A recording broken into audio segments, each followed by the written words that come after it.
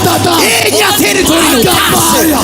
ማርካሪታ ታራፋ ኤባኖ ኮቦ አማናቲጋ በሚሊዮን የሚቆጠሩ ሰዎች መንፈሳዊ እንደሆኑ ለማሳየት የሚጠቀሙባቸው ትርጉም አልባ ድምጾች በእውኑ በመጽሐፍ ቅዱስ ውስጥ ከተገለጠውና ጥንታውያን አባቶች ካስተማሩት እውነት ጋር ይገጥማሉን? ወይስ በሃያኛው መቶ ክፍለ ዘመን መጀመሪያ ላይ የተፈጠረ ስነ ልቦናዊ ማጭበርበር ነው? ይህ የምርመራ ጽሑፍ የችግሩን ስር መሰረት ከቋንቋው ከታሪክና ከጥንታውያን አባቶች ጽሑፎች አንጻር ይመረምራል። የልሳን ቋንቋዊ መሰረት በመጽሐፍ ቅዱስ ልሳን ተብሎ ለተተረጎመው ቃል የግሪኩን መሰረት ስንመረምር ቃሉ የሚያመለክተው ግልጽ የሆነ ሰዋዊ ቋንቋን እንጂ ትርጉም የሌለው ጩኸትን እንዳልሆነ እንረዳለን። የግሪክ ቃል በአዲስ ኪዳን ውስጥ ይህ ቃል ቋንቋን ለማመልከት ጥቅም ላይ የዋለ ሲሆን ለዚህም ዋነኛው ማሳያ በሐዋርያት ሥራ ምዕራፍ 2 ላይ የተጠቀሰው ዳያሌክቶስ የሚለው ቃል ነው። በአማርኛ የአንድ ሀገር ወይም የአካባቢ ቋንቋ ወይም ዘዬ። ሐዋርያት በጴንጤቆስጤ ዕለት የተናገሩት ግሎሳ ወይም ልሳን በሰሚዎቹ ዘንድ ዳያሌክቶስ ወይም የአገር ቋንቋ ተብሎ መታወቁ ልሳን ተፈላጊና ስርዓት ያለው ቋንቋ መሆኑ እንጂ በዝባዝንኬ ድምጽ ወይም ዝባዝንኬ ድምጽ አለመሆኑን ያረጋግጣል። የጥንታውያኑ አባቶች ምስክርነት ፓትሪስቲክ ቴስቲሞኒ። የጥንታውያን አባቶች ምስክርነት ፓትሪስቲክ ቴስቲሞኒ ከ1900 ዓመታት በኋላ የተነሳው የዘመኑን ልሳን አዲስ ፈጠራ መሆኑን ለማረጋገጥ የጥንት አባቶች ስለ ልሳን የነበራቸውን ግንዛቤ እንመለከታለን። ቅዱስ ዮሐንስ አፈወርቅ፣ ጆን ክሪስስቶም። በአራተኛው መቶ ክፍለ ዘመን የነበረው ይህ ታላቅ አባት በቆሮንቶስ መልእክት ትርጓሜ ላይ ልሳን በሐዋርያት ዘመን ለምን እንደነበረ እና በኋላ ግን ለምን እንደጠፋ ሲያስረዳ እንዲህ ይላል። ይህ ወይም ስለ ልሳን የሚናገረው ክፍል እጅግ ግራ የሚያጋባ ነው። ግራ የሚያጋባ የሆነውም ስለተጠቀሱት እውነታዎች ባለን ዕውቀት ማነስና እነዚያ ነገሮች አሁን ስለቆሙ ወይም ስለቀሩ ነው። በዚያ ዘመን ይከሰቱ የነበሩት ነገሮች አሁን ከእንግዲህ አይከሰቱም። ይህን ብሎ ነበር ቅዱስ አውግስጢኖስ፣ ሳይንት ኦገስቲን ኦፍ ሂፖ። ቅዱስ አውግስጢኖስም በተመሳሳይ ሁኔታ ልሳን ለወንጌል መስፋፋት ተብሎ የተሰጠ ጊዜያዊ ምልክት እንደነበር ይገልጻል። ከዚህ በመቀጠልም ይህን ብሏል። በጥንቱ ዘመን መንፈስ ቅዱስ ባመኑት ላይ ወረደ፣ እነርሱም በልሳን ተናገሩ። እነዚህ ለጊዜው የተሰጡ ምልክቶች ነበሩ።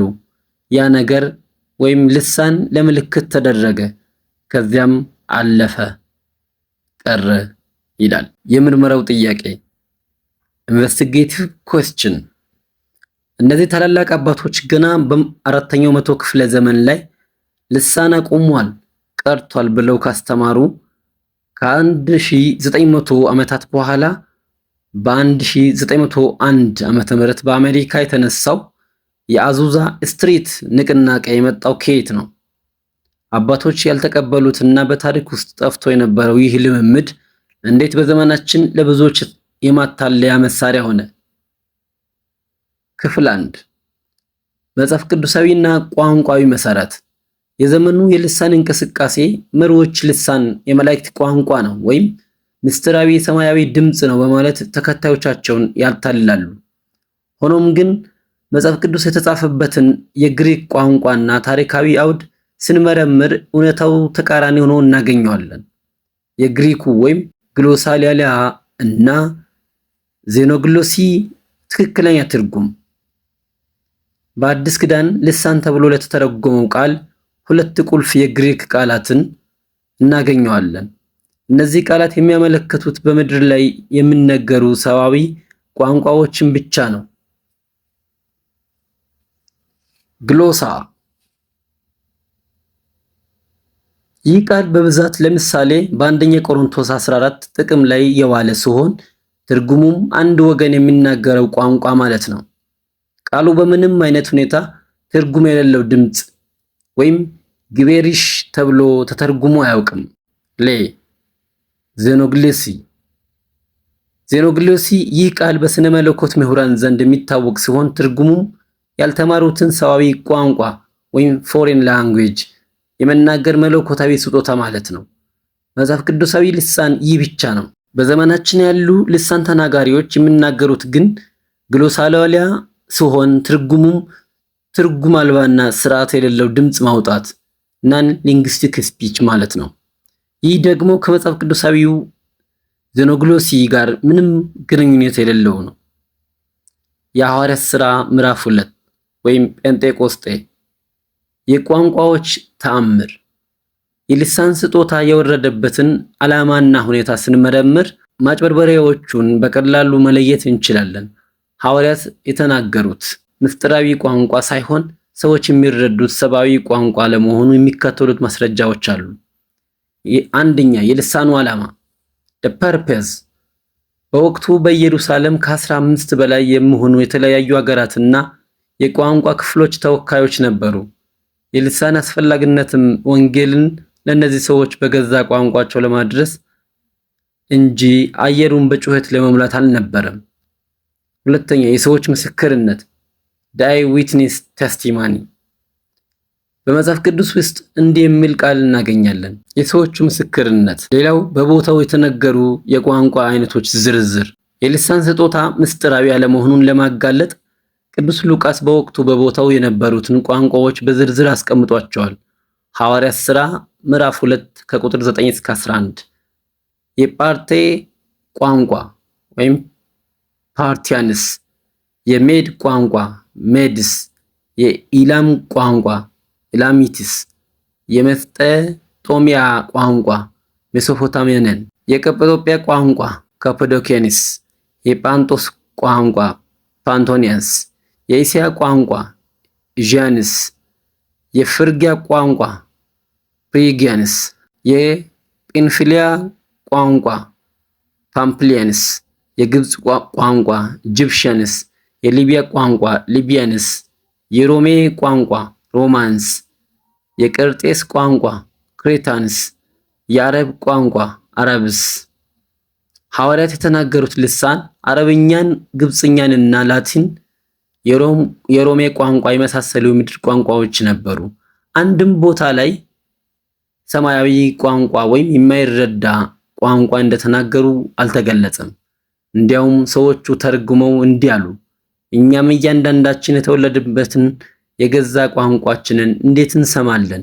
ሐዋርያት ሥራ 2:8 የምርመራ ድምዳሜ ሐዋርያት ልሳን ሲናገሩ የተሰሙት ድምጾች ሺካቦ ባባባባ ባባባባ ባባባባ የሚሉ ትርጉም የለሽ ድምጾች ቢሆኑ ኑሮ በቦታው የነበሩት አረቦች፣ ግብፃውያንና ሮማን የገዛ ቋንቋችንን ሰማን ብለው አይመሰክሩም ነበር። ይልቁንም እብዶች ናቸው ብለው ይስቁባቸው ነበር። በዘመናችን ግን አንድ ሰው በአደባባይ ልሳን ሲናገር በዚያ ቋንቋ የሚግባባ አንድም ሰው አይገኝም። ይህ የሚያሳየው የዘመኑ ልሳን ከመጽሐፍ ቅዱሳዊ የጴንጤቆስጤ ልሳን ጋር ምንም አይነት የባህሪ ግንኙነት እንደሌለውና በስነ ልቦና ጫና የሚፈጠር ማጭበርበሪያ መሆኑን ነው። ክፍል 2 የአንደኛ ቆሮንቶስ 14 አስቸጋሪ ጥቅሶች ምርመራ። በዘመናችን ያሉ የልሳን እንቅስቃሴዎች ዋነኛ መደበቃቸው የቅዱስ ጳውሎስ አንደኛ መልእክት ወደ ቆሮንቶስ ሰዎች ምዕራፍ 14 ነው። እዚህ ጋር ሐዋርያው ልሳንን የፈቀደ ቢመስላቸውም በግሪኩ ቋንቋና በታሪካዊ አውዱ ውስጥ ስንመረምረው ግን ሐዋርያው እየገለጸ እና ስርዓት እያስያዘ እንደሆነ እንረዳለን። ለእግዚአብሔር ይናገራል ማለት ምን ማለት ነው? በአንደኛ ቆሮንቶስ 14 ከቁጥር 2 ላይ በልሳን የሚናገር ለሰው ሳይሆን ለእግዚአብሔር ይናገራል የሚለውን ጥቅስ የማይሰማ ሰማያዊ ቋንቋ እንደሆነ አድርገው ያቀርቡታል። የግሪኩን ቃል እንመርምር። ትርጉም a hidden thing secret mystery አውዳዊ ምርመራ። አንድ ሰው በቆሮንቶስ ጉባኤ መካከል ሰዎቹ በማያውቁት ቋንቋ ቢናገሩ ሰዎቹ ስለማይረዱት ቃሉ ሚስትሪዮን ወይም ምስጢር የተሰወረ ይሆንባቸዋል።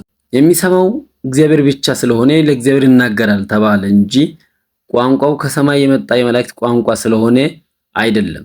የኢዲዮቴስ ሚና ቅዱስ ጳውሎስ በአንደኛ ቆሮንቶስ 14 ከቁጥር 16 ላይ አንድ በጣም ወሳኝ ቃል ይጠቀማል። ይህም ያልተማረ ወይም ምእመን ተብሎ በአማርኛ የተተረጎመው ቃል ነው። ሐዋርያው ሲናገር አንተ በመንፈስ ብትባርክ የማያውቁትን ቋንቋ ብትናገር በኢዲዮቴስ ባልተማረው ወይም በምእመኑ ስፍራ የተቀመጠው የምትለውን ካላወቀ አሜን እንዴት ይላል። ጳውሎስ እዚህ ጋር እያሳሰበ ያለው መግባባት ወይም ኮሙኒኬሽን ላይ ነው። አንተ የምትናገረው ቋንቋ ኢዲዮቴስ ያልተማረ ሰው የማይረዳው ከሆነ ያ ቋንቋ በቤተ ክርስቲያን ውስጥ ዋጋ የለውም እያለ ነው። የዘመኑ ልሳን ግን ኢዲዮቴስ ብቻ ሳይሆን ራሱ ተናጋሪውም ሆነ ሊቀ ጳጳሱ የማይረዱት ድምጽ በመሆኑ ከመጽሐፍ ቅዱሳዊው ኢዲዮቴስ መረዳት ውጪ ነው። ተርጓሚ ከሌለ ዝም ይበል። ዲስትሪክት ኮማንድ